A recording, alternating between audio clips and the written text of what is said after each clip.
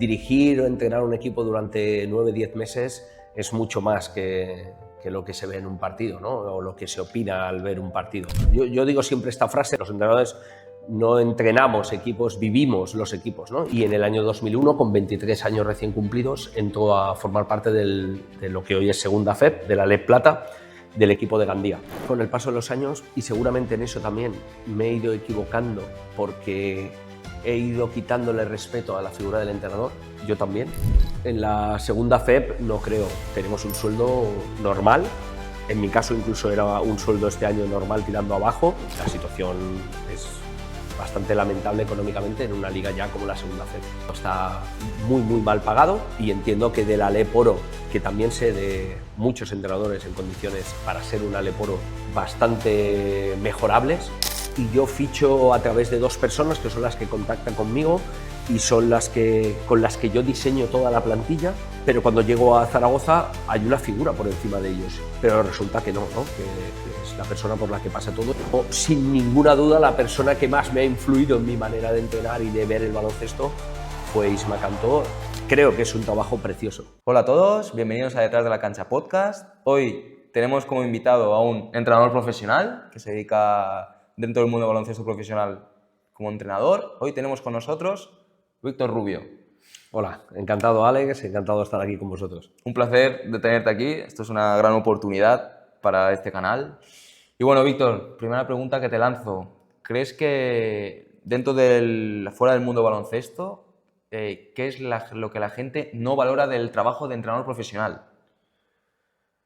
Bueno, el problema que tiene esto es que todo el mundo opinamos con mucha facilidad sobre el trabajo de los demás, ¿no? Y en este caso hay mucha gente que sabe de baloncesto, pero dirigir o entrenar un equipo durante 9-10 meses es mucho más que lo que se ve en un partido, ¿no? O lo que se opina al ver un partido.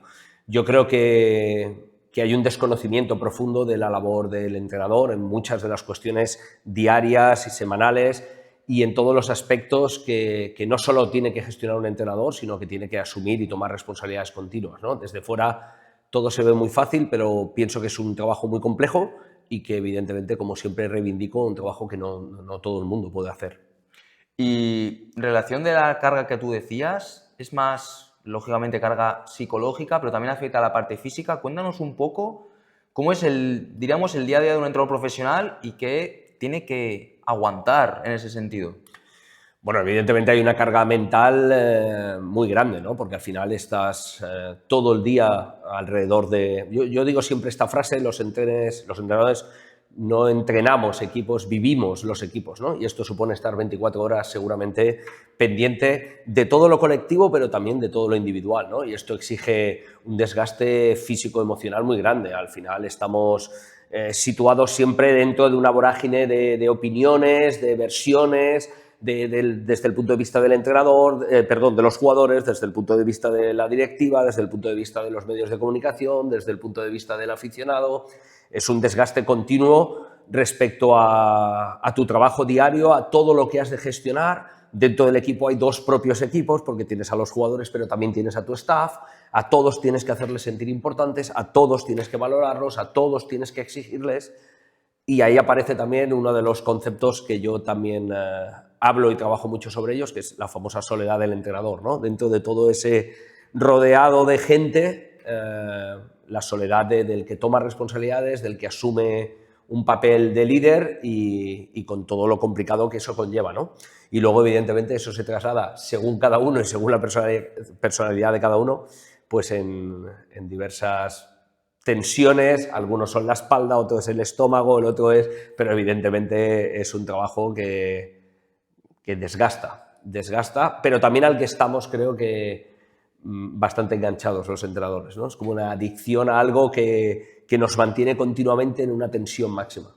Yo creo que mucha gente idealiza el trabajo de entrenador y dices, wow, entrenador de esto, bueno, esto es muy fácil, pero al final conlleva una carga, como dices ahora. Sí, creo que es un trabajo precioso, sinceramente. La parte de idealizarla desde fuera la puedo comprender, ¿no? Al final estás llevando un equipo de élite pues con una repercusión social, con una repercusión mediática, y y pudiendo trabajar en el día a día con gente y con jugadores de un alto nivel, con entrenadores que te ayudan a mejorar mucho en tu staff técnico.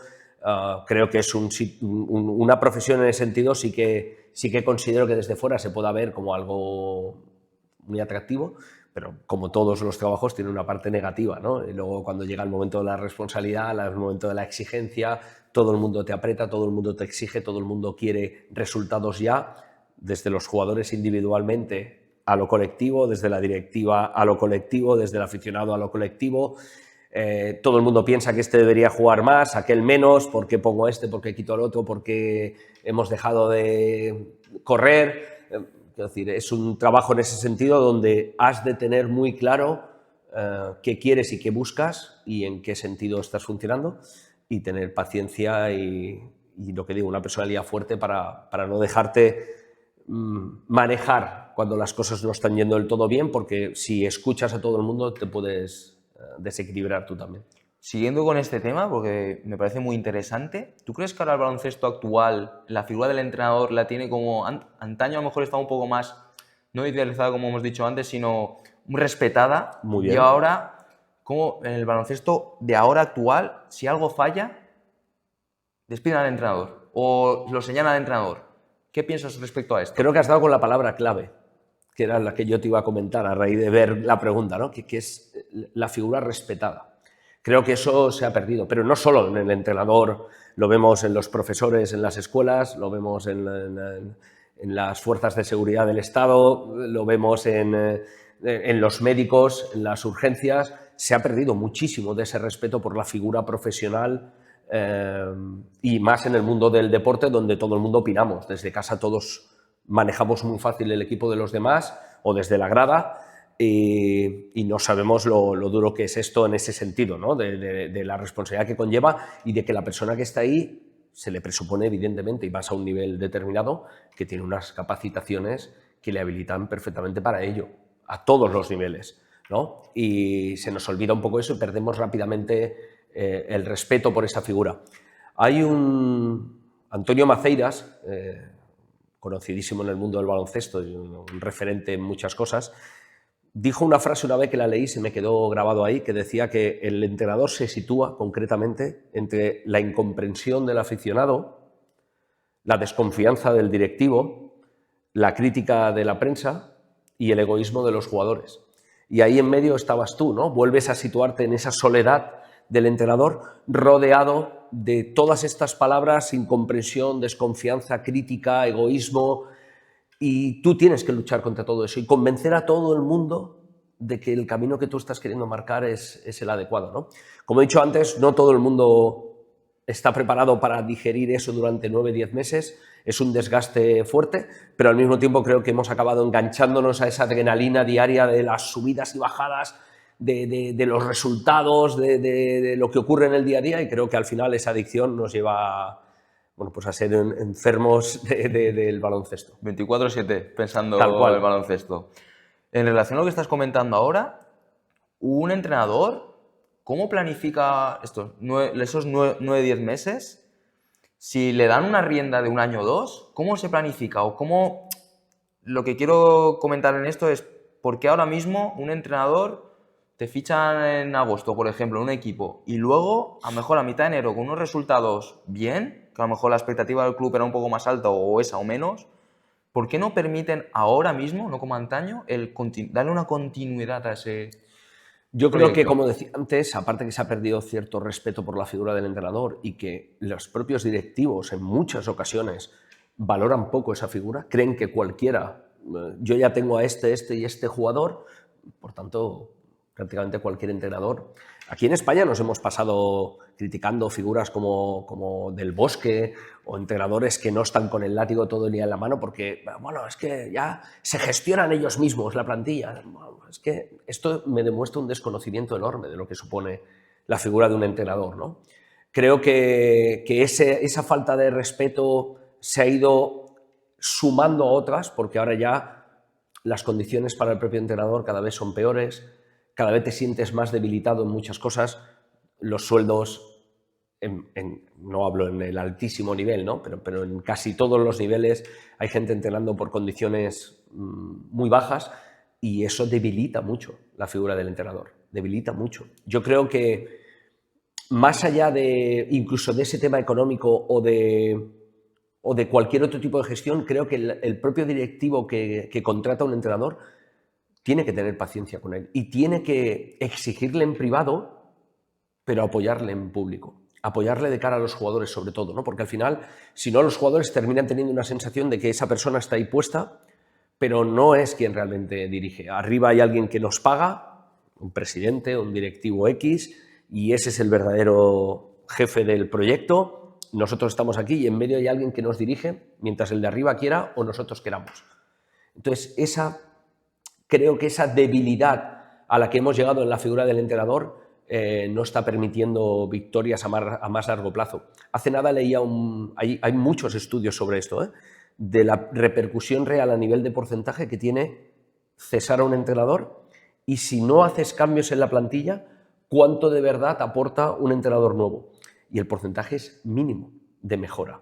Es decir, la mayoría de veces no es una cuestión exclusivamente de un entrenador. Al final esto es de los jugadores y los jugadores son los que juegan y son los que le dan nivel al equipo. El entrenador va a multiplicar mucho de ese nivel o va a ayudar a crecer en un nivel a un equipo que igual no tenía tanto nivel inicial. Pero si no le dejamos trabajar, esto viene mucho también con cómo somos como sociedad. Estamos todo el día con las redes sociales, estamos todo el día. Ya nadie se sienta a ver una película en un canal habitual de televisión. Nos vamos a lo que quiero ver, que además sea inmediato, la que yo quiero ver, como yo quiero verlo, sin anuncios, sin no sé. Todo quiero un éxito y todo quiero unos resultados rapidísimos. Y lo quiero ya y lo quiero como yo lo quiero. Creo que todo esto también ocurre con el deporte. No tenemos esa paciencia. Yo llevo entrenando desde el 2001 como ayudante ya en la Leb Plata, estamos hablando de 25 años desde entonces, he ido viendo cómo ha cambiado esa figura del entrenador, he ido viendo cómo ha cambiado la imagen del entrenador y la fuerza que tenía ese entrenador, y siempre que tiro para atrás recuerdo que todos los resultados importantes que hemos sacado han llegado después de un proceso de trabajo. La gente quiere victorias ya y no sabe lo que cuesta construir y lo fácil que se destruye. Y creo que el entrenador, gracias a Dios, la figura del entrenador no ha perdido esa visión, pero en líneas generales sí que quien nos rodea la ha perdido. Lo que comentabas, vivimos en la sociedad de la inmediatez, Totalmente. del clic fácil, del lo quiero ya y ahora, y no se ve el trabajo que hay detrás de cámaras o de casa o demás. Y eso, por eso te preguntaba la pregunta del tema mental, de la fuerza y la tenacidad que hay que tener. Mucho, y además, lo que te digo, yo me equivoco todos los días, seguro, solo faltaba, como todos, pero cuando me acuesto en la cama quiero estar tranquilo.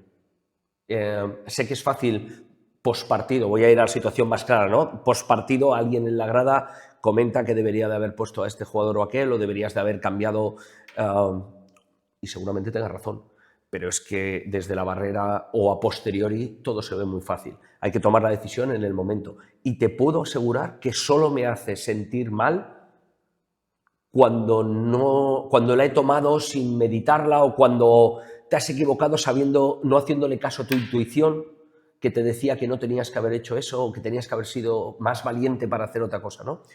Esto es lo único que te tiene que afectar al final por la noche. Primero, poder justificarte por qué tomaste esa decisión. Si en ese momento estabas convencido de ella, es la que tocaba. Nadie de la grada, nadie, por mucho que sepa baloncesto, tiene más información en ese momento que tú para tomar esa decisión, porque nadie como tú conoce a tu equipo. Nadie. Entonces, por la noche, cuando me voy a dormir, después de estar fastidiado seguramente de esa derrota, voy a hacer esa autocrítica siempre. Sí, visto lo visto me equivoqué, pero me equivoqué razonadamente, meditadamente. Por tanto, aprenderé de ello, ¿vale? Pero intento no dejarme, porque al final todo el mundo tiene su opinión y nada ni nadie va a tener más peso que mi propia conciencia en mis decisiones. Muy bien. Y viendo a Víctor Rubio como entrenador, ¿qué filosofía o qué intentas transmitir a los equipos que tú has? Cuéntanos un poco. A ver, yo en ese sentido, ya con el paso de los años, y seguramente en eso también me he ido equivocando porque he ido quitándole respeto a la figura del entrenador, yo también, que esto es de los jugadores. al convertir esto y transmitir esto continuamente, parece que le quita importancia a la labor que yo hago. Pero más que nada es porque no se ha entendido bien ese mensaje. Primero, a mí me gusta el baloncesto colectivo, porque por definición nuestro deporte es un deporte colectivo, ¿vale? Entonces, todo lo que implica lo colectivo es lo primero que yo voy a potenciar, pero eso sí, al final esa colectividad viene en la suma de muchas individualidades que aportan cosas a ese colectivo, ¿no? Nos vamos a mover en el talento que cada jugador tenga, nos vamos a mover en las características y virtudes que cada jugador tiene, nos vamos a mover en las limitaciones que cada jugador tiene, y todo eso voy a tratar de ordenarlo para que el que fluya y brille al final sea el colectivo, sin olvidarme de que los jugadores también necesitan de ese brillo. Entonces, trato de cuidar mucho al equipo, trato de cuidar mucho a cada jugador individualmente, pero sin perder que por encima de todo está el equipo y todo lo que eso implica, ¿no? Me gusta un baloncesto lo más atractivo posible, visualmente me refiero, de cara al aficionado, pero basándome en ese colectivo me gusta un equipo que se pase bien el balón, que sea poco egoísta, que encuentre siempre el mejor tiro posible como equipo, que todo el mundo trabaje en esa dinámica, ¿no? Y defensivamente pues todo lo que implica ser respetuoso con mi responsabilidad en el 1 contra 1, estar pendiente de ayudar siempre a los demás, colaborar en todo lo que supone esfuerzos extras, balones divididos, rebotes, faltas que hay que hacer para cortar determinadas situaciones. Bueno, todo lo que significa pensar en el colectivo para mí es clave y creo que es la palabra que mejor va a definir el tipo de baloncesto que me gusta. Y dentro de lo que tú buscas dentro de un jugador, de tu equipo, ¿qué demandas de él? Sea de la posición que sea, de un base, partimos desde el base hasta un pívot. ¿Qué buscas de ese jugador que esté en tu equipo? Cuéntanos un poco. Mira, aquí hay dos cosas. La primera, a colación de lo que acabamos de decir, tiene que pensar en el equipo. Por encima de todo está el equipo. Pero no tengas ninguna duda de que yo te voy a ayudar a mejorar como jugador. Y todo lo que nos puedas dar, yo voy a tratar de potenciarlo. Y todo lo que traías de limitación, yo voy a tratar de mejorarlo. Mientras estés aquí, yo se lo digo a casi todos los jugadores a los que ficho, más allá de la exigencia de una clasificación o de un posicionamiento al final de la temporada que te marca un club o que nos autoexigimos, hay un contrato no firmado, pero un contrato tácito entre tú y yo. Si has apostado por venir aquí y crees que Víctor Rubio te podía ayudar y este es tu equipo este año y esta es la mentalidad con la que has venido, yo tengo que hacer que eso sea verdad. Y cuando te vayas de aquí tienes que irte con la sensación de que te vas siendo mejor jugador que cuando llegaste. Y eso es algo que trato de no olvidar nunca. Voy a exigirte al 200% siempre, voy a tratar de mejorarte, voy a tratar de empujarte. Vamos a ver si tú estás a la altura de ese reto. Si te vas a dejar empujar, o si cuando vengan mal dadas o no encuentres los minutos que toca, o estés diciendo, joder, este tío, macho, lo tengo todo el día encima de la nuca insistiendo. Bueno, habíamos llegado a ese acuerdo, ¿no? Que yo iba a tratar de ayudarte a tope. Esto implica un esfuerzo. Volvemos a lo de la inmediatez. El jugador quiere que me apretes, pero quiero ver resultados ya. Esta semana me has apretado mucho, pues quiero jugar mucho. Esta semana quiero hacerlo bien ya. Que esto no va así. Esto, como digo muchas veces, no es un clic en la pared a la luz y le das y todo sale ya. No, no, no. Esto va. Y el que no deja de ir, encuentra resultado, seguro. Y como has comentado al principio de la charla, siempre hay, dentro de los equipos, hay como varios equipos. Tenemos los jugadores, la directiva, pero ¿cómo es el staff técnico? ¿Cómo se cuece todo ahí dentro? Bueno, te puedes encontrar de todo. Yo he tenido la suerte muchos años, al moverme por la Comunidad Valenciana, de poder encontrar gente que incluso ya tenía cierta afinidad. También he tenido ayudantes que no les conocía, porque siempre he pensado que es muy importante llegar a un sitio y potenciar y apoyarte en la gente que perdón la expresión, pero que ha mamado desde niño ese club, o desde muchos años ya, ¿no? Necesitas entender la idiosincrasia de cada club para poder potenciar al máximo todas las virtudes o todas las ventajas que ese club pueda tener y minimizar al máximo las desventajas o limitaciones que tenga, ¿no? A mí me gusta mucho rodearme de gente con pasión, es una palabra que voy a ir diciendo mucho. Me gusta mucho rodearme de gente que creo que puede sumarnos cosas, por eso la voluntad de que conozca al club, pero al mismo tiempo también me da cuenta este año, por ejemplo, al llegar a Zaragoza, que hubiera estado bien tener gente, y ahora otra expresión para que me entiendas, de tu cuerda, una gente que pudiera conocerte, que tú les puedas conocer, porque he llegado, por ejemplo, este año a Zaragoza y yo no conocía a nadie especialmente ni personalmente, con lo cual he tenido que construirme alrededor de un cuerpo técnico entero nuevo y como tal, pues puede que todo te funcione bien y todo encaje desde el principio, o puede que tengas alguna manzana podrida que te pueda estar haciendo daño, ¿no? Entonces, al final, esa parte también la he aprendido este año y eso también va de experiencia, ¿no? Al final, no soy ni mejor ni peor entrenador que la mayoría de los que conozcamos, pero el llevar muchos años ya en este mundo te va haciendo sumar cada vez nuevos aprendizajes y creo que también es importante en el camino. Y a mí me gustaría saber cómo es, por ejemplo, un día de Víctor Rubio como entrenador. ¿Cómo prepara? Primero, me gustaría saber cómo preparas la semana y cómo afrontas el día o el fin de semana de partidos. Eso me gustaría conocerlo.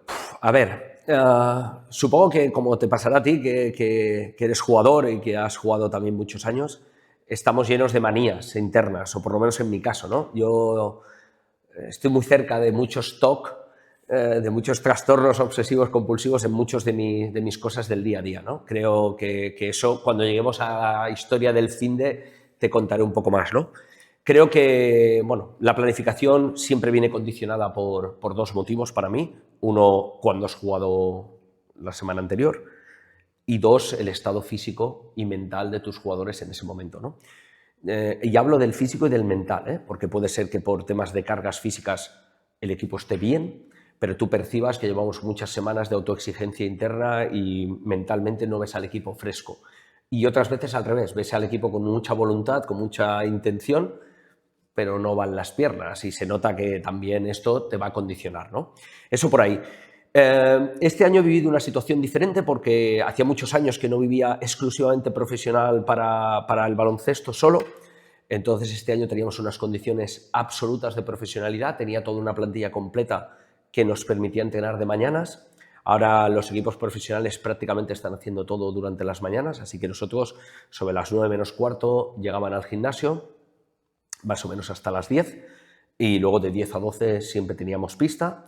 A partir de ahí se acaba un poco lo que es el trabajo presencial, por decirlo así, y empieza todo el trabajo detrás de cámaras que decíamos antes del entrenador, ¿no? De análisis del equipo rival, análisis de nuestro propio equipo, reunión o encuadre con el staff sobre las cargas de trabajo de cada día, análisis posterior de lo que ha sido la sesión. Nosotros no teníamos la posibilidad de grabar cada entrenamiento, pero sé que muchos entrenadores, por ejemplo, vengo la semana pasada de ver al Lucentum de Primera FEP, sé que ellos graban diariamente el entreno, entonces por la tarde otra de las cosas que harían es poder ver tu propio entrenamiento que has hecho por la mañana y sacar de ahí mucho del análisis. Como te decía antes, el entrenador vive permanentemente al equipo. También he tenido muchas reuniones por la tarde, aunque sean informales, de un café con un jugador en concreto, para poder hablar un poco de cómo lo ve, cómo le estás viendo, qué está pasando, qué le notas distinto, si hay algo detrás.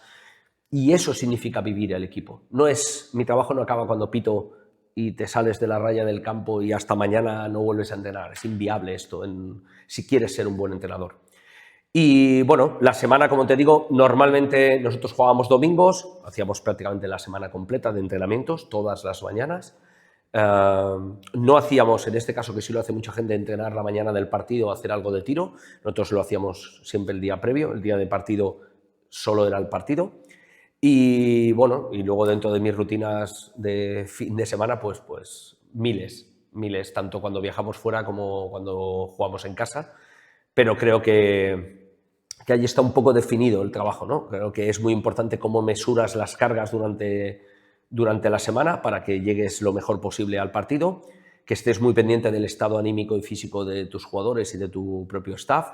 Ellos son inteligentes, los jugadores, te filtran mucha información a través del staff para que te llegue a ti. Ningún jugador va a venir a decir que estamos entrenando mucho, que estamos muy cansados, que a ver si bajamos. No te lo dicen a ti, pero sí te va a venir el fisio, el prepa, tu ayudante, me ha venido el Capi y me ha dicho, bueno, pues está bien, ¿no? Que nos escuchemos y como decía, pese a toda la información que te llegue, pues que tú siempre tengas la conciencia de tener claro por qué actúas así o así durante la semana también.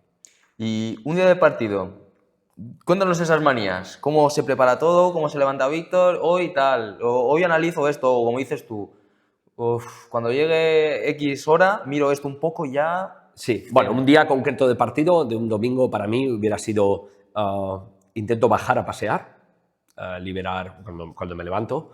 Este año en Zaragoza, te estoy contando concretamente este año, desayunaba habitualmente si estoy solo, porque a veces recibía familia durante el finde, si estoy solo bajaba a desayunar fuera, paseaba y bajaba a desayunar. Cuando volvía, yo siempre preparo el plan de partido en una cartulina que llevo allí. A veces la he preparado el día previo para el entreno previo. En otras, si quiero sorprender con cosas de las que quiero poner, porque hay ciertos mensajes que quiero dejar claro, lo hago en la mañana del partido y siempre en ese plan de partido va todo el análisis estadístico del rival, las ideas más generales. Me explico, pues son el tercer equipo que más tira de 2 puntos, el segundo mejor porcentaje de tiros de 3, cosas que delimitan mucho el por qué hemos estado trabajando toda la semana en una línea concreta de defensa o de ataque. Van las claves del partido, van por tanto las claves de lo que tenemos que hacer para evitar esas claves de lo que va a ser el partido y finalmente suelo marcar a veces una serie de objetivos para el partido, para que lleguemos focalizados, ¿no? Pues, por ejemplo, vamos a luchar para no encajar más de 70 puntos o es importante hoy ganar el primer cuarto o tal. Esto es como un poco protocolo. Segundo protocolo, paso por peluquería. Siempre el día de partido paso, como ves, por peluquería, por barbería, no tanto por una cuestión estética, sino por una cuestión de relax, porque a mí me ayuda a liberar mucho la música, me gusta mucho, entonces este es mi rato, previo al partido, música, un ratito para mí, para focalizarme, acabo de hacer la cartulina, ya he repasado el plan de partido, es como despeja mente, relájate, dúchate, tranquilo. Siempre suelo comer lo mismo, no me gusta llegar al partido con sensación de lleno, así que siempre suelo comer una ensalada bien de arroz, bien un poquito de pasta con la ensalada. Intento descansar un ratito después de comer, depende del horario, a veces duermo un poco, a veces simplemente me tumbo, leo y desconecto un poco y luego ya voy hacia el partido, lo mismo con un poquito de música y ya con el protocolo habitual. Solemos llegar sobre hora y cuarto antes, sobre una hora todos los jugadores han de estar sobre la pista, desde que queda una hora hasta que quedan 45 minutos con mi ayudante pues terminamos de pulir las últimas sensaciones, cómo vemos al equipo. Habitualmente traemos ya cerrado el quinteto, pero hay veces que no y queremos ver la última sensación previa al partido sobre qué quinteto definitivo vamos a salir o no. A 45 minutos entrábamos dentro, yo ya tenía colgada esa pizarra, hacíamos la charla y a partir de ahí lo que es un calentamiento normal. Yo suelo quedarme, después de la charla, suelo quedarme en el vestuario siempre, salgo cuando quedan unos 12, 13, 14 minutos, así que ahí paso unos 10, 12 minutos solo, lleno de manías personales y propias y bueno, que me ayudan a terminar de focalizarme, ¿no? Yo creo que las rutinas y las manías, como le pasa mucho que lo hemos visto visualmente durante años a un Rafa Nadal antes de cada saque, con todos sus gestos y demás, es como para focalizarte bien, siempre hago lo mismo y como le pasa a Rafa, no siempre funciona, pero a ti te ayuda a estar focalizado y creo que es importante tener tus propias rutinas de todo, ¿no? Yo desde que me levanto hasta que me acuesto el día del partido hay miles de cosas que me ayudan a estar focalizado. Creo, o a lo mejor compartimos, cuando voy a un partido me pasa lo mismo, si no cumplo como ese toco estándar, es como que hoy y a lo mejor hoy va a salir algo mal, o bien, nunca se sabe. Yo hago muchísimas. Te voy a contar solo dos que se ven muy visual. Por si alguien después en el canal con los años me ve, lo va a seguir viendo, ¿no? Yo siempre llevo reloj.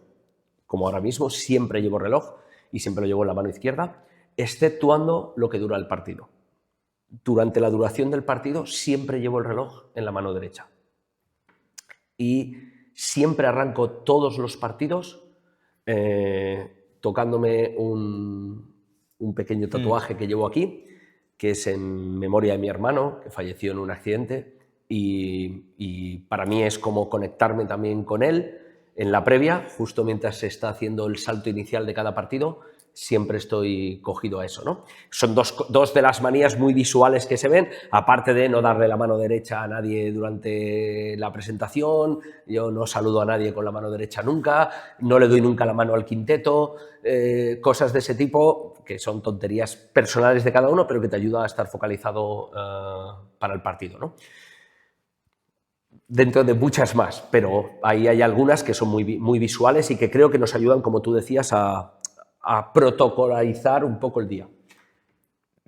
Sigo con el tema del partido porque me parece muy interesante, porque yo tengo la perspectiva de un jugador que al final nosotros es, lo que dices tú, la semana carga de trabajo, luego tal, no sé qué, luego llegas, calientas 1 hora y media o 1 horita antes, sales tú, sale este, vale, a funcionar, pero claro, yo lo vivo y tal, y luego veo al entrenador o al staff de entrenadores ahí que se apuntando, que si este se va, que si este le molesta aquí, que no sé qué. Entonces, yo quiero saber, primero, lo que has comentado antes del tema del quinteto inicial. Entonces dices que a veces lo tienes definido Sí. y a veces no. ¿Cómo notas o cómo veis? Porque eso a mí me parece entre la hostia. ¿Cómo filtráis eso? ¿Cómo ves eso? Es que hay tantos, no sé, tantas cositas, tantos ítems que tener en cuenta. A veces yo conozco muchísimos equipos y muchísimos entrenadores, incluso a mí me ha pasado, no siendo habitualmente mi manera de pensar, que he tenido un quinteto fijo y lo he mantenido todo el año prácticamente. Porque creo que era el mensaje que necesitaba el equipo. Vamos a orbitar, a girar sobre estos jugadores durante el año. Y todos sois importantes cada vez que entráis a suplir esto, ¿vale? O con otros he preferido, me he pasado muchas veces, cambiando quintetos casi cada semana. También porque creo, sobre todo en la formación, que supongo que luego hablaremos algo de formación también, me parece muy importante desdramatizar y quitarle valor al quinteto titular, Alex. El quinteto titular tiene un valor relativo. Para mí, como entrenador, el quinteto titular es el que voy a poner en la pista cada vez que el partido se complique, que fotos, que le digo mucho a los chavales cuando les entreno, te tienes que convertir en una foto que me entre rápido en la cabeza cuando aparezca cierta situación del partido. No estamos metiendo que se acuerde de mí. Estamos teniendo problemas del rebote, que se acuerda de mí. Nos está metiendo un jugador mucho y necesitan un tío de perro de presa que defienda. Tienes que convertirte en alguien así, para que rápidamente ante eso entre tu foto en mi cabeza, ¿vale? En la cantera o en formación intento rotar continuamente los quintetos para quitarle valor al quinteto. Creo que uno ha de entender que el quinteto importante es cuando de verdad nos estemos jugando un partido, una situación importante, quién está en pista. A veces el quinteto es una cuestión táctica. Yo he salido de repente, incluso en Liga EVA, he salido a veces con un chico que ha debutado y he salido de titular porque le he encargado 2 minutos de una responsabilidad determinada. Y ya está. Y ese era su papel. Y es muy importante por eso. Pero no implica que ese chico sea titular en el equipo, como entendemos lo de titular, ¿no? Entonces, durante la semana nosotros valoramos mucho el estado en el que está el equipo, el estado físico y mental en el que llega cada jugador. Y a veces he tenido que hablar con algún jugador, por lo que decías, porque quitarle puede malentenderlo y no quiero que piense que no estoy contento de él o que no estamos contentos de él, pero es importante que esta semana este otro compañero entre. Viene de hacer 2 semanas muy bien, está creciendo mucho y quiero premiarle con que se vea un día en esa posición de ese quinteto titular, ¿no? A veces viene marcado por lo que te digo, por cuestiones tácticas, es importante que entres tú para desgastarte aquí, o entres tú porque nos abres el campo y vamos a jugar con 4 pequeños al inicio, determinadas situaciones de ese tipo. Y otras veces, por lo que te decía de esperar también hasta el último momento, porque pueda venir condicionado por una lesión. Un jugador que llega medianamente tocado y queremos apurar hasta el último momento del calentamiento de ver en qué situación está. O incluso por un emparejamiento con el equipo rival, ¿no? Si van a salir con este base, saldrás tú. Si salen con este otro base, saldrá tu compañero, ¿no? Entonces, ver un poco hasta el último momento esto y terminar de cerrar ese plan de partido con esa última decisión. Bueno, eso que comentas, viendo de tu visión, eso a un jugador, hablo de perspectiva siempre del jugador. sí que es cierto que cuando tú sales, en plan, estas 2 semanas que sales desde segunda unidad, podemos decir, Muy y bien. luego el entrenador dices, joder, estoy jugando bien, lo que me pide lo hago, y te premia como titular, es como, wow. Pero claro, luego está el compañero que dices, uy, ¿por qué me ha quitado? Claro, ¿Por qué no sé por qué? eso Y eso digo. es muy importante lo que dices tú, cómo se gestiona, eso es... Pero por eso hablábamos antes de la cantidad de cosas que has de estar pendiente Eso como es. entrenador, la cantidad de cosas que has de gestionar. Tú estás pensando, tú deberías de pensar en el equipo, ya, pero es que el equipo está formado de personas. Ya no te hablo de jugadores, te hablo de personas. Porque como jugadores son como son, pero también como personas son como son. Y este es un grandísimo jugador, pero es una persona complicada en el día a día, porque gestiona muy mal las cosas. Y este es una persona con mucha facilidad para gestionarlo todo, pero como jugador es más limitado. Entonces, esto es una realidad. Por eso a veces, para poner o quitar a alguien, hablamos con el jugador, para transmitirle el porqué. Creo que es muy importante, ahora que digo esto, muy importante que el jugador entienda los porqués y que entienda qué estás tratando de conseguir. Incluso a veces, en determinadas broncas, yo después he hablado con ellos tranquilamente, yo no estoy enfadado hoy con Alex Persona. Alex Persona es mi familia, sois mi equipo, yo no tengo nada personal contra nadie de vosotros, pero con Alex jugador hoy sí. Y mi cabreo es así, a tope contigo como jugador lo que ha pasado hoy en la pista. Pero yo no me lo llevo eso a casa, no tengo nada contra ti como persona, todo lo contrario, eres de los míos. Y voy a seguir, como te dije antes, tratando de sacar lo mejor de ti continuamente, porque es el contrato que tú y yo hemos firmado si venías aquí. Entonces, esa idea la tengo muy clara, pero no siempre conseguimos que llegue fácil, porque a veces hay jugadores que se lo llevan todo a lo personal o que asumen todo como mientras les felicitas todo va bien, pero cuando les apretas ya no les gusta tanto. Bueno, pues es un poco esta generación que nos está llegando también ahora de jugadores. Puede ser también, a lo mejor me meto en un jardín, que nosotros somos un poco egoístas. Solo Sí. miramos también sí, tú comentabas el éxito colectivo, que conforme personalmente te vas haciendo mayor, me da igual meter 0 puntos que mi equipo gane. Muy bien. Pero es que a lo mejor antaño, o a lo mejor hay muchos jugadores así, no, yo prefiero perder de 20, pero he metido 35 puntos. Eso también es un poco la balanza esta. Volvemos a lo que decíamos Sí. antes de la cantidad de cosas que hay que gestionar y de vaya. lo difícil que es. Yo tuve un jugador, y además es que has dado en la clave, tuve un jugador muchos años en Gandía, se llamaba Shane Miller, Jugué contra él. y un jugadorazo.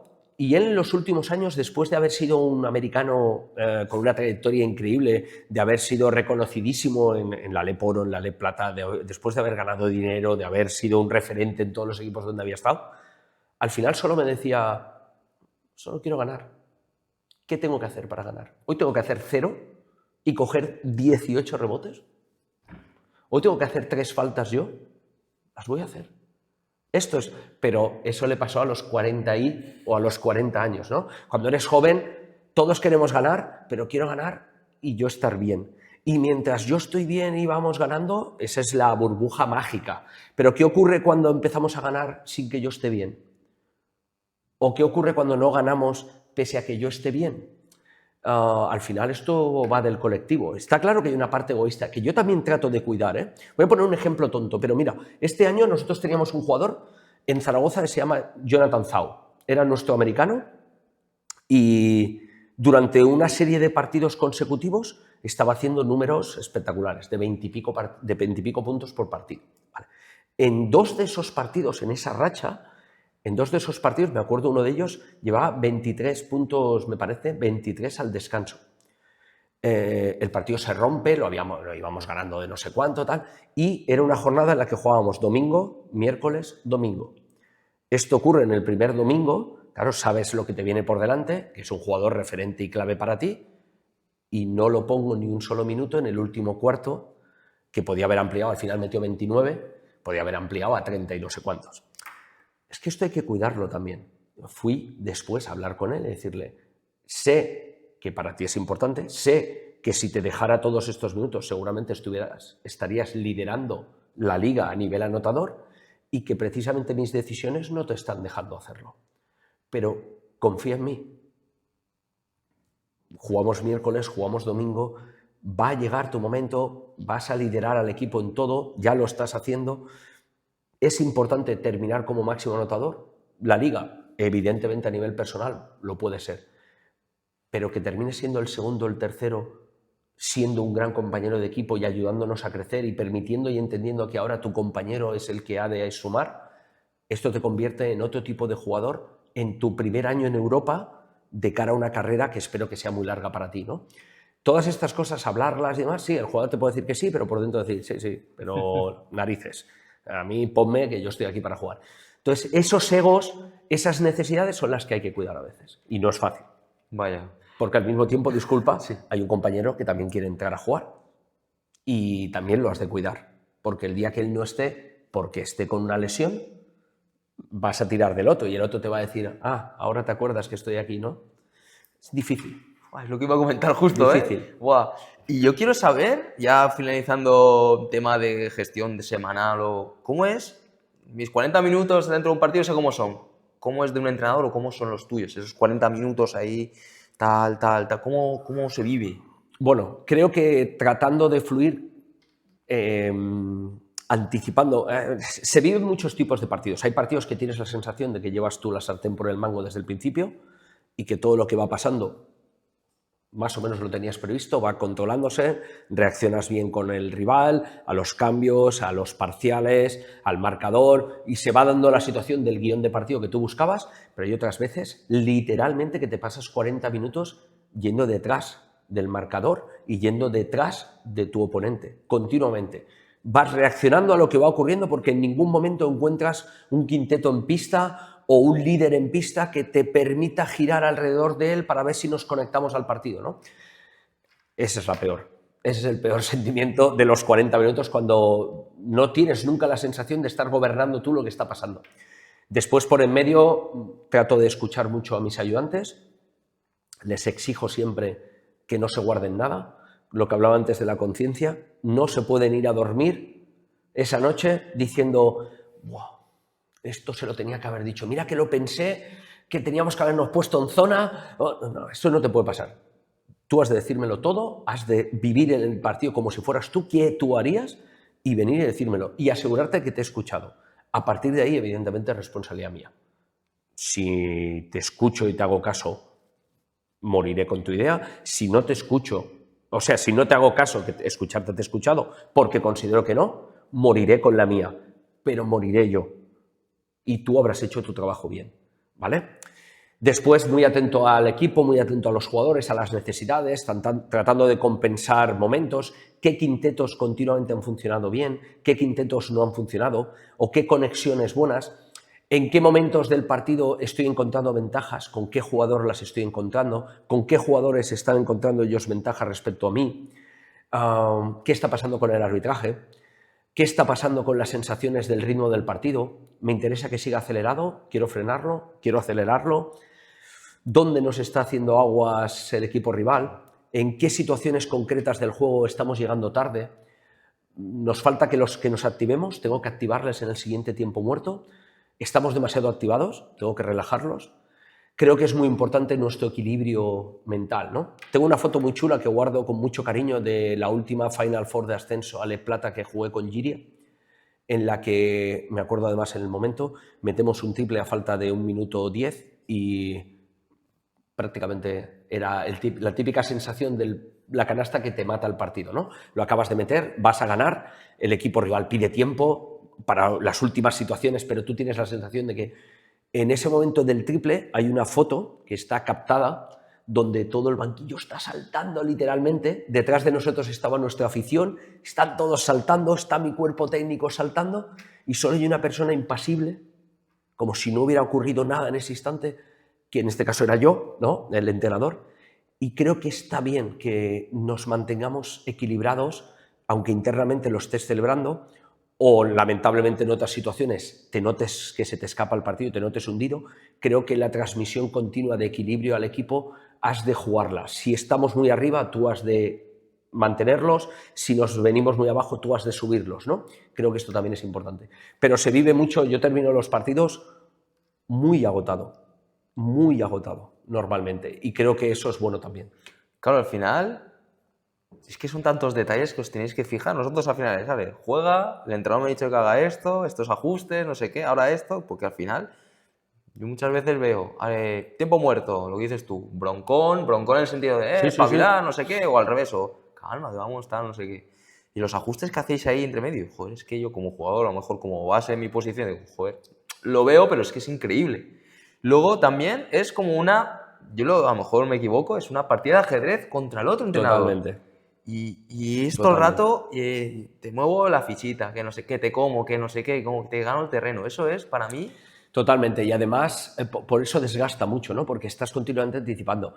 En el nivel que tú juegas seguramente ya hacéis algo de scouting o poco, pero claro, en el nivel nuestro, por ejemplo, nuestro playbook, antes de venirme de Zaragoza, podía haber 25, 26 jugadas en nuestro playbook, pero tú cada semana analizas y estudias la de los demás, anticipas sus señales. Cuando ves a un jugador de tu equipo que está bajando y les está gritando a los compañeros, vueltas! O pulgar, vas a anticiparlo porque sabes lo que te van a hacer y cómo lo van a hacer. Cada semana hay un desgaste mental y tú estás analizando continuamente todo eso. A veces llegas al partido y han cambiado las señales.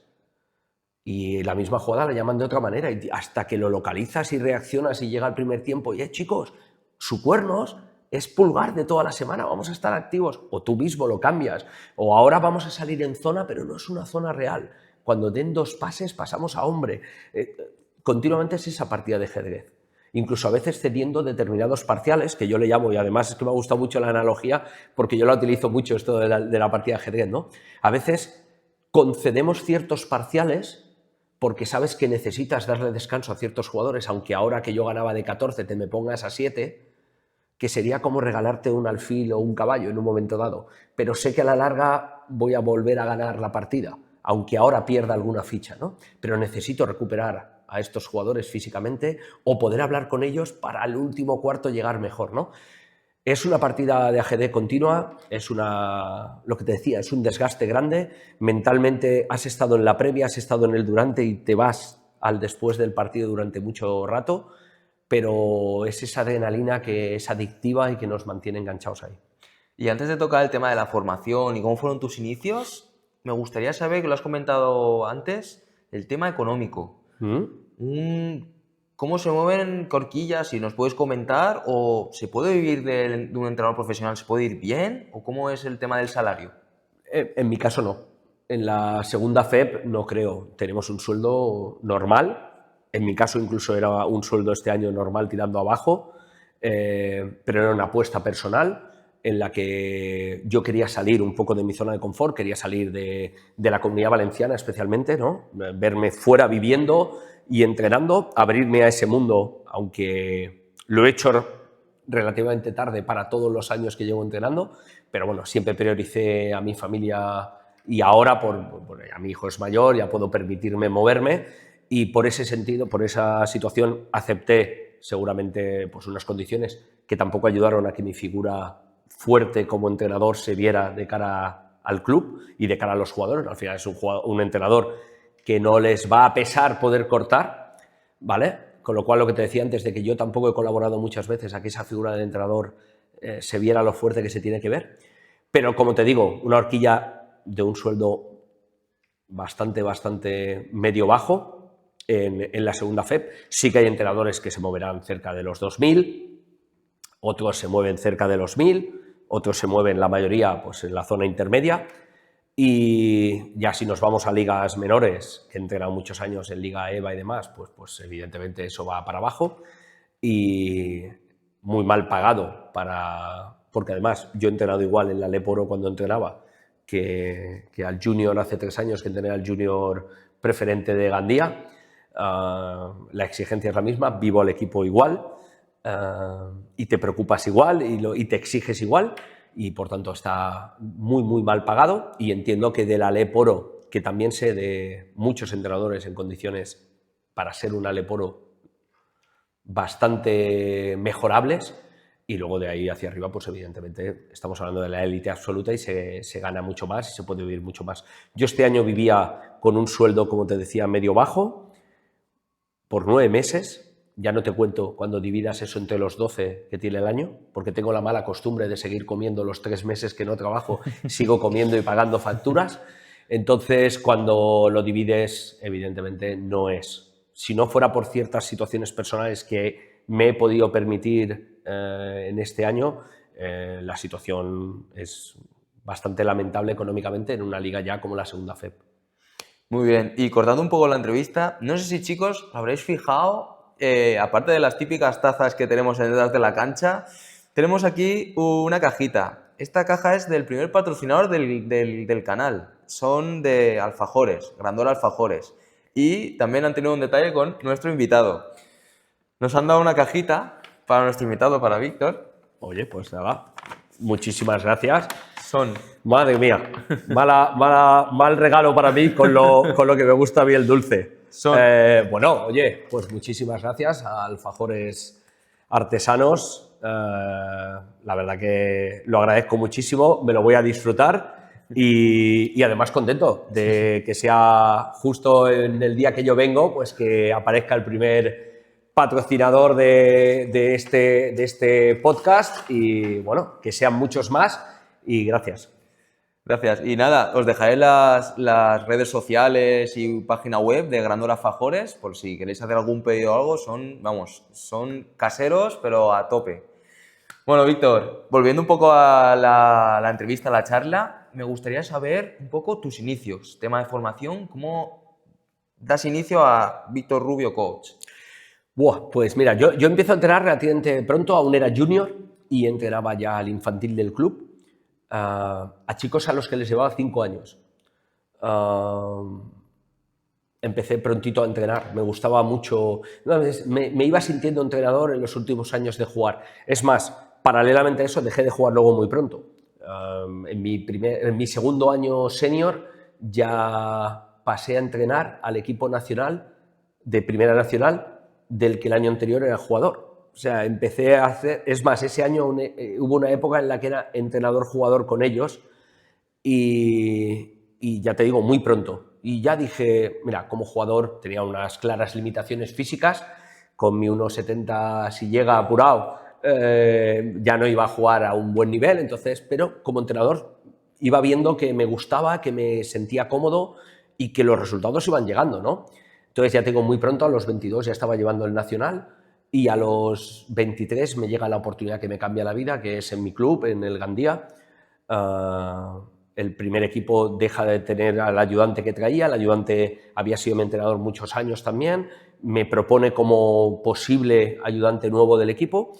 Yo estaba estudiando entonces ya CAFE, soy licenciado en Educación Física, y entonces podía alternar la faceta de entrenador ayudante con la de preparador físico.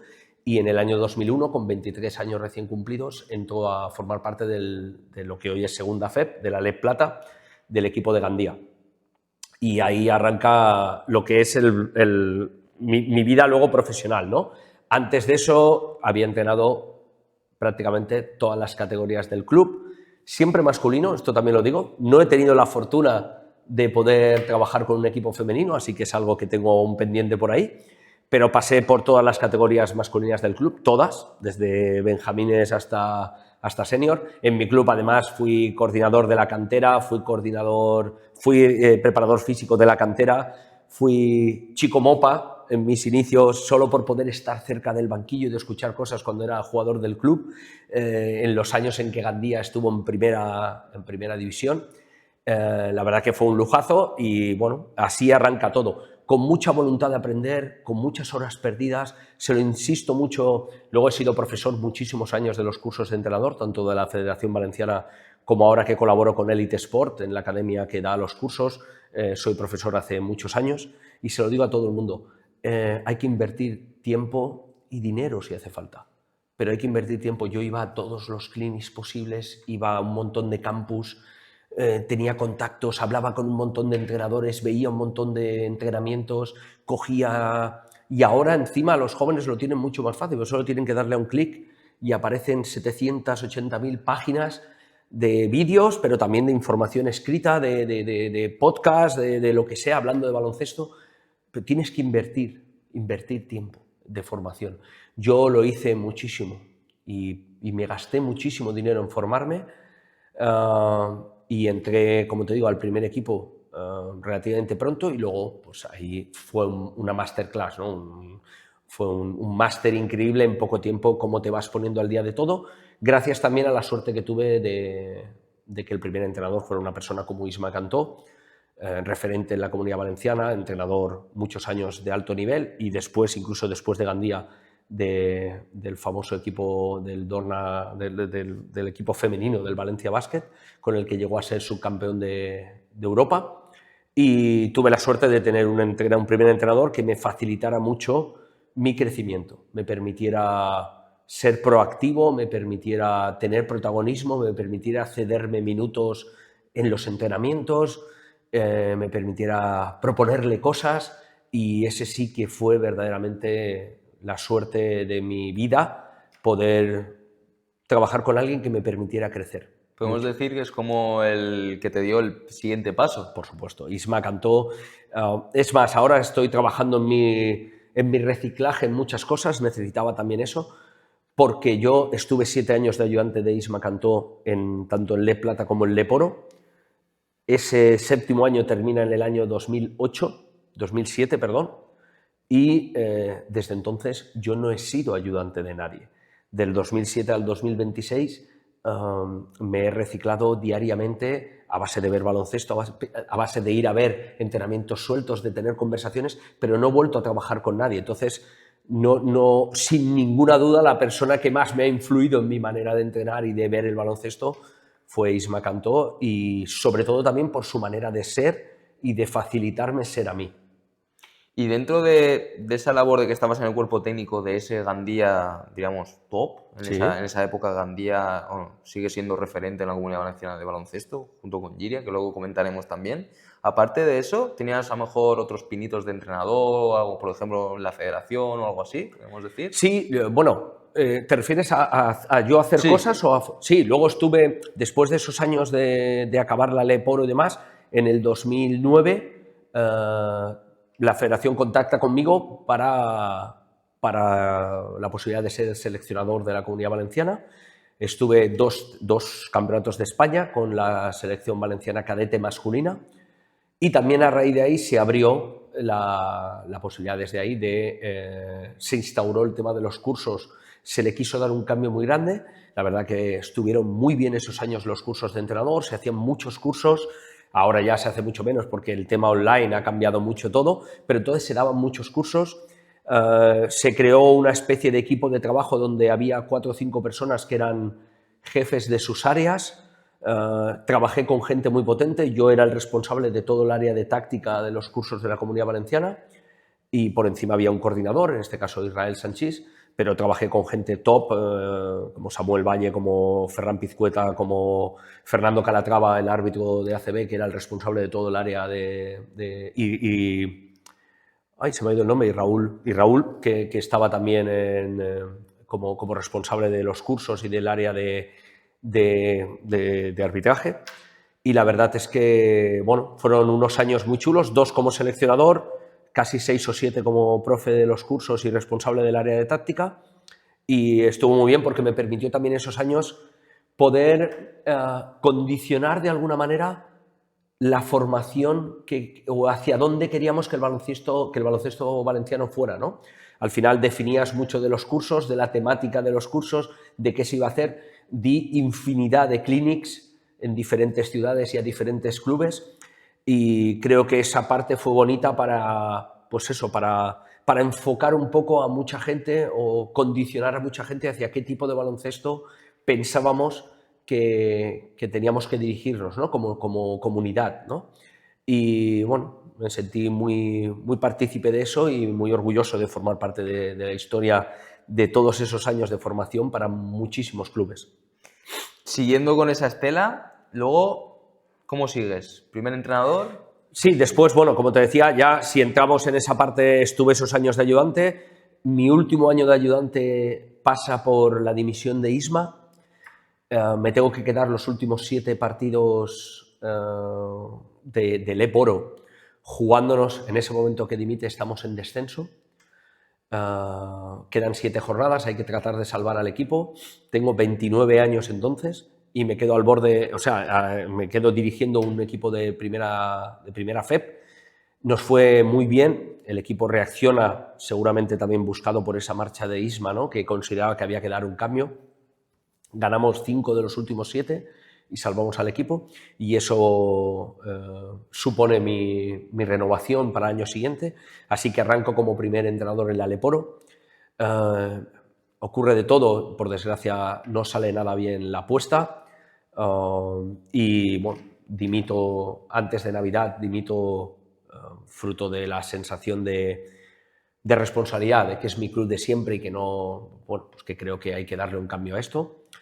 Termino esa temporada sin entrenar y el equipo, al acabar el año, por temas económicos, tiene que bajar de la Leporo a la EVA. Me vuelven a contactar y ahí arranca de verdad un poco ya continuado mi papel como primer entrenador, ¿no? Ese primer año llegamos al último partido de la Final Four para ascender a Le Plata, lo perdemos. Al año siguiente vuelve a ocurrir lo mismo, pero sí logramos sacarlo adelante, ascendemos, vamos a Le Plata y volvemos un poco a lo que el baloncesto de Gandía quería, una liga profesional. Económicamente estamos muy perjudicados, así que, bueno, según subimos, al año siguiente se vuelve a bajar. Llevaba mucho tiempo de seguido entrenando, necesitaba un año de desconexión, cojo seguramente el único año sabático que he cogido desde el 2001 hasta ahora. Después vuelvo llevando al junior del club, un junior autonómico al que la verdad que fue una gozada y lo llevamos a competir muy bien. Y después vuelvo a meterme un poco en la rueda. Esos 2 años había estado rechazando ofertas de muchos equipos de la zona, y ya acepto ir a Paterna. Paterna no había jugado nunca hasta ese momento fase de ascenso, había sido un equipo siempre de la zona media-baja de la liga. Con mi llegada, la verdad que yo llego con mucha ilusión, con muchas energías renovadas, venía de un año descansando, de un año llevando un junior, vengo con la ilusión de volver a meterme en la rueda potente, ganamos la liga, jugamos fase de ascenso, cuando Paterna no lo había hecho nunca, pero tengo la sensación de cuando acaba la temporada de que hemos tocado techo, de que no veo al equipo con una capacidad económica como para repetir lo que hemos hecho y que todo lo que hagamos va a ser un poco peor, y aparece en escena de nuevo Gandía. Gandía seguía siendo un proyecto top, al que ese año con Paterna habíamos estado incluso por encima de ellos, con lo cual Gandía había visto ese trabajo y me vuelve a repescar. Llego a Gandía, ganamos la liga y ascendemos. Y subimos a Le Plata. Y lo mismo, estamos un año en Le Plata, complicado, competimos mejor que la otra vez, pero económicamente seguíamos limitados, volvemos a bajar y ya desde ahí engancho otros 3 o 4 años en EVA jugando siempre playoff de ascenso, no ascendiendo al final, y de ahí me voy a Giria, que era un poco lo que tú me decías. Estoy 2 años en Giria en Liga EVA, en el segundo llegamos de nuevo a una Final Four, ganamos 2 de los 3 partidos de la Final Four, pero no nos dio por el average para subir, nos quedamos fuera por average. Después estoy un año, que iba a decir parado, pero no es verdad porque estoy llevando un junior, con lo cual sigo haciendo baloncesto y ya llegamos a estos 2 últimos años. Después de ese año tal, vuelvo a Giria para dirigirlo el año pasado en segunda FEP, y después de un año fantástico a nivel de resultados y de llevar a un equipo recién ascendido a jugar playoff con ventaja de campo como cabeza de serie y demás, me sale la opción de ir a Zaragoza, y este año he estado en Zaragoza hasta que ahora en enero pues me cortaron. Muy bien, y cuéntanos de este extenso recorrido, ¿dónde te sentiste tú más, cómo decirlo, en plan más cómodo? No sé si puedes decirnos pues en este sitio, o no puedo decirte un sitio como tal, sino ¿dónde tú tienes tu semilla o instauraste mejor tu semilla, tu proyecto? A ver, yo creo que mi vuelta, en Paterna lo disfruté mucho, pero creo que mi vuelta a Gandía venía limpio ya de Gandía, de todas, porque al final cuando estás muchos años en un sitio es normal que se terminen habiendo roces, desgastes. Venía limpio, venía de un año de no haber entrenado, de un año llevando un junior, del año de Paterna, entonces vuelvo a Gandía y vuelvo a un proyecto ganador, y yo con toda la ambición y limpio de todo, y me encontré un año donde todo salió a pedir de boca, todo. Pero además, hasta el propio trabajo de la directiva, los medios de comunicación, la gente que llevaba viendo EVA, pero ya era como, hemos perdido aquella élite que fuimos, ya venían solo los de siempre, multiplicamos por no sé cuánto la gente que venía y volvimos a reilusionar a toda una ciudad con el equipo de baloncesto, ¿no? Y aunque estábamos en Liga EVA, llenábamos el pabellón. La fase de ascenso para ascender volvió a ser un pabellón llenísimo, ¿no? Ese año creo que fue muy top. Y después, mi segundo año en Giria también me parece que fue un gran año. Giria no había jugado ninguna Final Four en todo el siglo XXI. La primera que juegan la juegan en mi segundo año. Y creo que todo el trabajo que habíamos hecho en ese primer año fue muy bueno, aunque no brilló porque no llegamos a la Final Four. También nos quedamos fuera por una canasta. Fue la base de todo lo que construimos en ese segundo año. Y nos quedamos ahí a las puertas.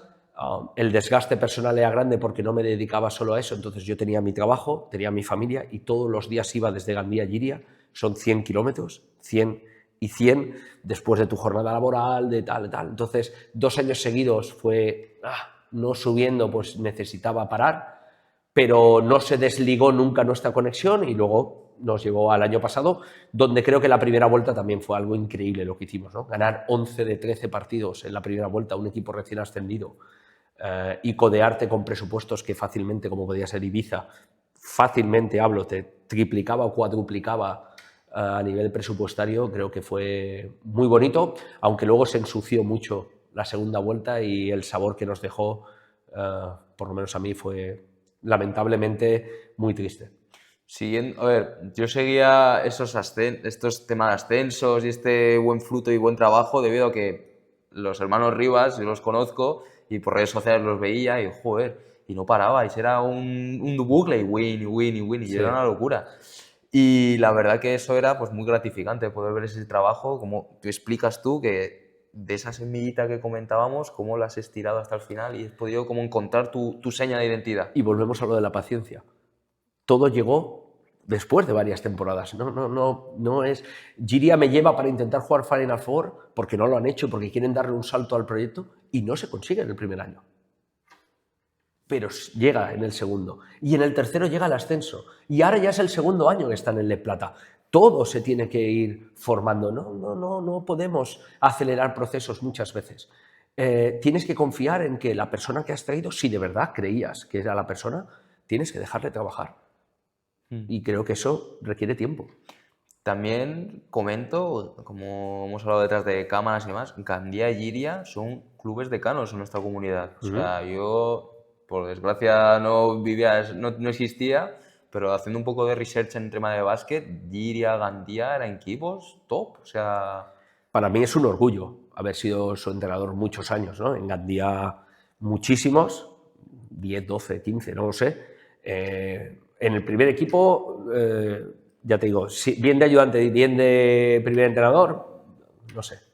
Pero en Giria he estado 3 temporadas también, en un club tan exigente, con tanta presión, con tanta gente que sabe de baloncesto y que siente que sabe de baloncesto y que puede valorar y criticar y apoyar y ver al equipo continuamente. 3 años allí es un máster también, 3 años en Giria. Y bueno, me enorgullece haber sido entrenador de 2 clubes con tanta historia, como también me enorgullece haber sido entrenador una temporada de Paterna, que fue un club que me hizo sentir muy bien y que me trató fantásticamente. Sí, al ser clubes decanos referentes, son atrayentes de mucha masa, tanto para lo bueno como también para lo malo. Exactamente. Y también quería preguntarte, este periplo en Zaragoza, ¿por qué crees que llegó a su fin? ¿Cómo podrías explicarlo? ¿Por el tema de la paciencia que comentábamos o estamos comentando siempre? ¿O fue otro cambio? Siempre puede haber 2 direcciones, puede ser la del entrenador y jugadores y luego la directiva. Cuéntanos un poco si quieres. Yo creo que todo ha terminado yendo unido, ¿no? Yo creía tener una relación y una solidez mucho más grande con los jugadores y con el equipo de lo que finalmente ha parecido ser, pero creo que todo eso también ha venido condicionado por la otra vertiente, ¿no? No he sentido nunca ni la sensación de fortaleza de mi figura, ni el apoyo real de un presidente que es un club y muy presidencialista, ¿no? Al final, por desgracia, yo no conocía esto y yo ficho a través de 2 personas que son las que contactan conmigo y son con las que yo diseño toda la plantilla, que son el director deportivo y el vicepresidente. Paso muchas horas de conversación con ellos. No fichamos a nadie sin la aprobación de los tres construimos la plantilla, los tres tenemos claro qué rumbo queremos seguir y tal. Pero cuando llego a Zaragoza hay una figura por encima de ellos, y hay una figura que yo entendía que era un poco más una figura, pues por toda su trayectoria, más visual y puntual, pero resulta que no, que es la persona por la que pasa todo, la que toma todas las decisiones, y que las otras dos personas solo están a la estela de lo que él marca y que no van a tener ninguna fortaleza, ¿no? Entonces, claro, la poca o mucha fuerza que yo pudiera tener a través de las personas que me fichan, cuando llego allí me encuentro con que no tienen ninguna fuerza y que la persona que va a gobernar esto no es la que te ha fichado, ni tienes un feeling de horas de trabajo con él, ni te llegas a conocer bien, ¿no? Paralelamente a eso hay un bloque también de jugadores y de parte del staff que llevan tiempo en el club, que tienen mucha facilidad para descolgar el teléfono y saltarse esos pasos y llevar información arriba y de arriba llevar abajo. Entonces llega un momento en el que tu figura como entrenador en medio pierde fuerza. Éramos un equipo recién ascendido. Se me cesa después de una victoria, y de una victoria en la que además no solo ganamos, sino ganamos a un rival directo, precisamente Lliria, y le remontamos el average. O sea que es una doble victoria. En ese momento acaba la jornada, quedan 12 jornadas de liga, estás a una sola victoria del playoff de ascenso, estás 3 victorias por encima del descenso y con average tremendos a nuestro favor, ¿no? Una situación para un equipo recién ascendido que no invita a nada de eso, ¿no? Bueno, creo que hay una parte, hay una imagen de vídeo que me han enviado de una entrevista, no sé decirte en qué año concretamente tal, que es de Scariolo, que lo están haciendo una entrevista con la selección española, lleva su polo blanco de la selección española y tal, y me la han pasado mucho en estos días, mucha gente del mundo del baloncesto, y en esa rueda de prensa Scariolo hablaba de lo difícil que es nuestra profesión, porque al final estamos en manos de gente que la mayoría de veces no tiene los conocimientos diarios de lo que está pasando. En el caso del presidente, si te hablo, me fui en el entreno 94, igual vino 1, 2 si me apuras, para no pillarme los dedos. No es alguien que te haya visto trabajar, y si encima no es quien te fichó ni has hablado con él, no tiene ninguna referencia personal tuya más que lo que le cuentan quien le quiera contar. Entonces, Scariolo hablaba de que tienen muchas veces falta de esos conocimientos y por tanto te mueves mucho por simpatías o antipatías, ¿no? Y en mi caso yo no he podido generar ninguna simpatía o antipatía porque no he tenido prácticamente relación, y si él sí la ha generado con alguien que no le convencía, pues evidentemente nos faltó crear una confianza que, para ser una figura que domina el club y la figura que contratas como entrenador, pues creo que esa inestabilidad a mí me ha perjudicado. Ha terminado poniendo, como siempre, a alguien de su cuerda, y por tanto, bueno, supongo que lo podrá manejar mejor y yo no entraría tanto en el canon del tipo de entrenador que él buscaba, ¿no? Entonces, de haberlo sabido antes, seguramente nos hubiéramos evitado ambos, pues, no haber creado, porque yo sí te aseguro que fui a Zaragoza convencido de estar, no una temporada, de estar varias, convencido de que en mi primer año con un recién ascendido construiríamos cosas para que un proyecto con la solidez que puede tener Zaragoza como ciudad y como apoyo de todo tipo, yo lo llevaría mucho más lejos. Pero no se ha creído ni se ha tenido paciencia, así que, bueno, pues toda la suerte. Opinión personal, sigo Ligas FEP, me sorprendió en el sentido de que cesan a Víctor Rubio, tal, ves la noticia, clasificación, tal, no sé qué, y yo, hostia, ha ganado a Lliria, tal, no sé qué. No son muy escuetos en el tema del comunicado y tal, Sí. no sé qué, y me sorprende un poco. Y yo, por suerte, ya que estamos aquí, yo voy a preguntarle. ¿Cómo es por último, tocando este tema, cómo es el que te digan, no te quiero aquí? Es que...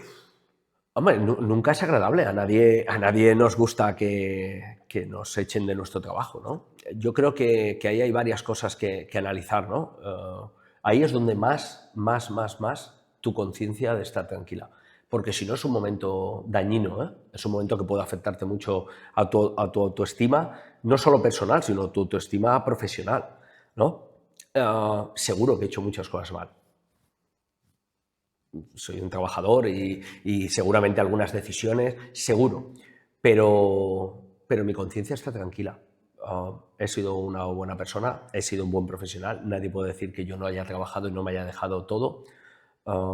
Creo que mucha gente no ha valorado, empezando por los jugadores, no ha valorado verdaderamente lo que supone dejar a alguien sin trabajo cuando no hay un motivo real, porque bueno, yo entiendo que oye, has traspasado cualquier línea roja insalvable, ¿no? Pues entonces digas, oye, no se puede actuar así, no le puedes hablar así a un jugador, no puedes tomar iniciativas de este tipo. Lo entiendo, que no ha pasado.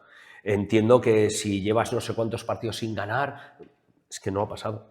Es que estamos tremendamente competitivos. Es que por en medio nosotros perdimos a nuestros 2 jugadores Cotonoos porque no acertamos en el fichaje y hubo partidos que incluso ya sin ellos 2, con una rotación tremendamente más corta, hasta que nos ha llegado el jugador que terminamos haciendo un 2-por-1, por llamarlo así. Tenemos un jugador para suplir los 2 de estos, y todo esto también lo has vivido por en medio. Entonces, bueno, te estás construyendo. Ahora venía seguramente nuestro momento en la segunda vuelta, porque ya has pasado mucho de la construcción que tienes que ir trayendo, ¿no? Pero, como te digo, por desgracia, en muchas cosas sigue siendo un club tremendamente presidencialista, un club tremendamente de los suyos, y seguramente por eso también ahora entiendo por qué, siendo un club con tanta solera y con tantos años, se ha pasado todo este siglo XXI en ligas menores, ¿no? Sin poder dar un salto adelante, ¿no?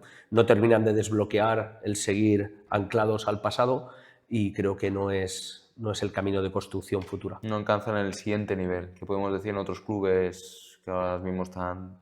Sobre todo porque creo que hay que ser coherente y honesto, y si uno apuesta por alguien y tienes que dejar que termine su trabajo, ¿no? Nos pasa con los jugadores, nos pasa, y incluso tú como entrenador llegas a un club y le faltan muchas cosas también de mejora, que tú, por lo que has vivido en otros clubes, les vas a poder ir aportando, y todos vamos a retroalimentarnos y a mejorar desde ahí, ¿no? Pero, bueno, hay veces en mi liga hay equipos que han estado funcionando tremendamente peor a nivel de resultados y se ha mantenido una fortaleza increíble alrededor de la figura del entrenador, ¿no? Es más, los 4 equipos que están por detrás de Zaragoza ahora mismo han mantenido a su entrenador, llevando 2 victorias, 3 victorias, haciendo cambios continuos en la plantilla, buscando encontrar las piezas que su entrenador necesita, ¿no?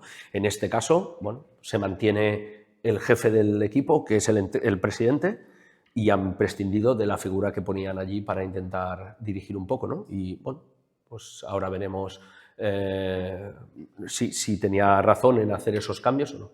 Sí, al final, como hemos hablado al principio de la entrevista, al final sale algo mal o algo que no es que salga mal, porque esta vez un rumbo que era ascendente, a mi punto de vista, y no es porque tú estés aquí, sino que al final es como, no me cae bien o me han dicho que tal, no sé, fuera, ¿sabes? Y es lo que dices además tú, es que en la charla tan incómoda que dices del cese, está llena de incoherencias, porque te están echando por lo mismo que te recriminaban 2 semanas antes, que no hacías. Son cosas que hay que sacarles el carácter, aunque sea hostias. Pues esa mentalidad de antes, pero luego te echan porque dice que careces de mano izquierda o que apretas mucho a los jugadores. ¿En qué quedamos? Me traías el otro día para recriminarme que les apretara más, ahora que les aprieto de más. No hay una justificación deportiva. Te digo que qué opina el director deportivo y me dices que no has hablado con él, que ya le comunicarás tu decisión. Te digo que qué opina mi cuerpo técnico respecto a lo que está pasando, porque ellos también viven ese día a día. Me dices que tampoco has hablado con ellos, que ya les informarás. Por lo tanto, solo te has nutrido de la información de quien puede justificar lo que tú quieres hacer hoy, que es cesarme. Así que, bueno, pues ya está, no hay más. Mi conciencia está tranquila. A partir de ahí, seguro que podía haber hecho cosas mejores que yo he analizado y que evidentemente en mi autocrítica trataré de mejorar, y a partir de ahí, buena suerte a todos. Quitando este tema, ahora mismo te encuentras, como decías tú, reciclaje. Cuéntanos un poco. Pues estoy teniendo la suerte de llevar tantos años en esto, que has generado una red de contactos y de amistades muy amplia, y y como lo que mejor me ha traído el baloncesto ha sido a muchísimas de esas personas, tengo la suerte de poder acceder a ver ahora mismo el trabajo de muchos de ellos, ¿no? Esta semana pasada, sin ir más lejos, como decía, he estado viendo toda la semana trabajar al Lucentum de Rubén Perelló, primera FEP, un lujazo, porque además pude verles trabajar durante toda la semana y poder convivir un poco con su cuerpo técnico lleno de grandes ayudantes, de grandes entrenadores de los que he podido pues eso, llenarme de muchas cosas y luego poder ir a ver el partido y llegar al partido con la sensación de tener toda la información de lo que has vivido durante la semana, ¿no? Esta semana lo estoy haciendo con Gandía. La semana que viene voy a Mallorca a ver a los dos equipos de primera FEP de allí y al equipo de Liga Femenina Challenge. Estaré varios días viéndoles trabajar. Tengo pendiente en mi cabeza ir a Ibiza a ver a Berrocal, uno de los equipos top punteros y con un entrenador seguramente el más laureado de toda esta liga. Me gustaría mucho moverme también a Orense. Me gustaría mucho ver a Moncho López, un entrenador que fue seleccionador español y que sigue haciendo cosas muy interesantes con su equipo y me gustaría ir a ver a Orense entrenar. Ya te digo, manteniéndome vivo, con contactos, reciclándome, tomando ideas, viendo cómo trabajan en bloques semanales. No quiero tanto ir a ver entrenamientos sueltos, que tuve la suerte también, siempre sacas algo, ¿no? Pero tuve la suerte de ir a ver al Zaragoza de ACB esta temporada mientras estaba allí y al equipo femenino de Liga Femenina y de Euroliga también con Cantero y con Jesús Ramírez, cada uno en su equipo. Pero más que verles entrenos sueltos, ya me apetece ver bloques completos de trabajo, por lo que decías antes, de darle un sentido al por qué estás haciendo cada día X cosa, las cargas de trabajo, por qué estoy defendiendo así para defender aquello, o cómo vamos a tratar de neutralizar esto que hace el rival. Bueno, pues un poco nutrirme de todo eso y esperando y estando preparado para cuando salga el nuevo reto. Muy bien. Y bueno, acabando con esta... Yo estoy súper encantado de esta charla y que hayas podido venir aquí. La verdad que es un lujazo y un placer. Te lo agradezco. Te quiero comentar, ¿qué le dirías a un chico o chica? Siempre suelo acabar con estas preguntas. ¿Qué le dirías a un chico o chica que quiere dar el siguiente paso a esto? Tiene el sueño de, quiero ser entrenador profesional o me gusta tanto este mundo. ¿Qué consejo le darías? Bueno, te diría dos cosas. Una que ya la he nombrado antes, porque para mí es clave, que es la palabra pasión. Esto te tiene que gustar mucho. Este es un trabajo tremendamente exigente en lo físico, en lo emocional, en lo mental, en el trabajo diario de detalles. Es tremendamente exigente y al mismo tiempo tremendamente poco valorado, como hemos hablado durante toda la charla, ¿no? e infravalorado por muchísima gente, ¿no? Cualquiera puede ponerse a llevar un equipo si sabe algo del deporte, ¿no? Yo siempre hago el análisis de esto con una broma. Yo llevo, igual que supongo que vosotros, toda la vida cepillándome los dientes varias veces al día y eso no me convierte en profesional higienista dental, por mucho que me haya lavado los dientes. Hay gente que sabe y que está formada para saber qué es lo mejor para mi dentadura, ¿no? O sé lo que me encanta comer, a mí que me gusta comer, sé lo que me encanta, pero eso no implica que domine qué hay que comer, cuándo y cómo y qué es mejor para mi organismo, ¿no? Para eso hay unos profesionales de esto. Hay mucha gente que lleva toda la vida viendo baloncesto y que cree que eso le habilita para saber lo que supone dirigir un equipo durante 9 o 10 meses. Y seguramente sabe mucho de baloncesto, pero entrenar un equipo es otra cosa muy distinta. Yo les diría pasión, les diría resiliencia, les diría mentalidad de valorar y aprender a vivir a veces en soledad, de no asustarte, tomar responsabilidades y tomar decisiones. Formación, Alex, formación, necesitas formarte y esto implica ver mucho, atender, escuchar, abrirte de mente, pasión, formación, lo que te decía, capacidad de sufrir, capacidad de que te guste construir. Es una profesión preciosa. Y te lo digo, este año que me había ido a aventurarme por fin fuera y que me han cesado. Y aún así es una profesión preciosa. Esto es mágico. Poder vivir de lo que te gusta, coger, como digo muchas veces, un molde, la mayoría de veces sin forma, porque te decía, somos un recién ascendido. Este año Zaragoza mantenía 2 jugadores del equipo con el que ascendió el año pasado. Todo lo demás era nuevo. Del cuerpo técnico, el ayudante y el entrenador principal llegaban nuevos. Todo había que construirlo. No había solidez de nada hecho que mantienen un bloque de... No, bueno, estaba el preparador físico, estaba el fisio y el delegado. Esto en el cuerpo técnico. Y en los jugadores 2. Todo lo demás había que construirlo. Es muy bonito llegar a un sitio y ver esa masa de barro, ese molde, que aún no le ves forma, e ir manejándolo. Esa es la parte que yo creo que todos los entrenadores disfrutamos. Pero eso requiere tiempo, requiere trabajo. Requiere a veces limar cosas para darle la forma definitiva que no son cómodas a veces, pero hay que limarlas. Ese trabajo continuo, y hablo desde el que entrena un prebenjamín al que entrena un equipo de Liga ACB, ¿eh? El trabajo es el mismo.